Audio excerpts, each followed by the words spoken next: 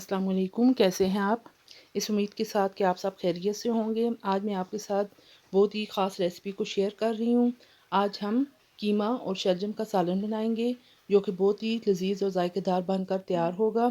वैसे तो आपने शलजम बहुत से तरीक़ों से बनाए होंगे, एक दफ़ा आप इस मेरे तरीके से बनाइएगा, देखिएगा कि बहुत ही लजीज और जायकेदार बन के ये तैयार होगा।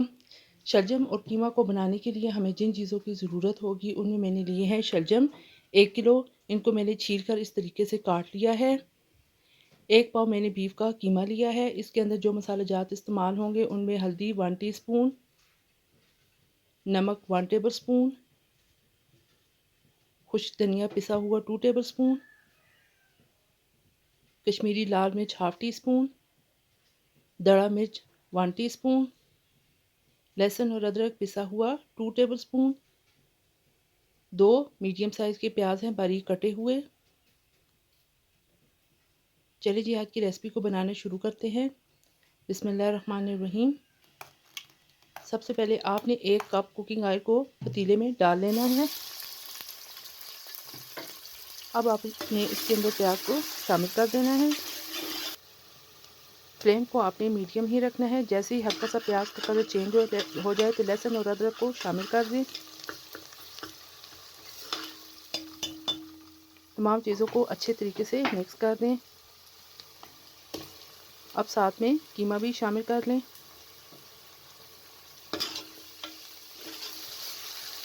कीमा शामिल करके आपने अच्छे तरीके से तकरीबन 5 मिनट तक इसको भून लेना है, ताकि कीमे की जो स्मेल होती है वो ख़त्म हो जाए। ये देखिए जी कीमे का कलर भी चेंज हो चुका है। अब तमाम मसाला जात को आपने शामिल कर देना है। मसाले डालकर मज़ीद 1 से 2 मिनट तक अच्छे तरीके से भून लें। अब 3 अदद टमाटर को काट करके इस तरीके से शामिल कर दें।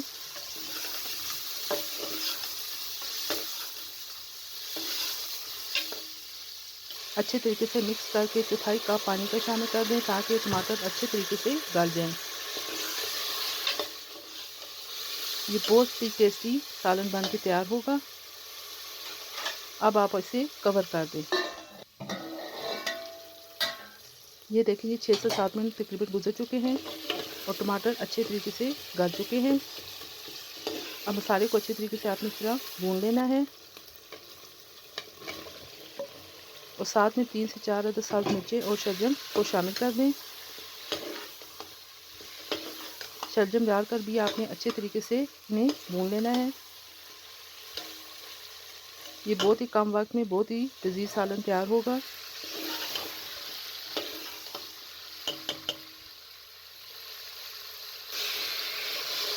अब आपने तकरीबन 2 गिलास पानी शामिल कर देना है। पानी आप अपनी मर्ज़ी के मुताबिक कम या ज़्यादा कर सकते हैं, जितनी आपको ग्रेवी चाहिए। मैं इसके अंदर सिर्फ 2 गिलास पानी शामिल कर रही हूँ। अच्छे तरीके से आपने चम्मच चला लेना है। 2 टेबल स्पून कसूरी मेथी इस तरीके से डाल दें। इससे सालन की खुशबू में इजाफ़ा हो जाता है और बहुत ही अच्छी खुशबू आने लगती है। अब आप इसको कवर करके पकने दें।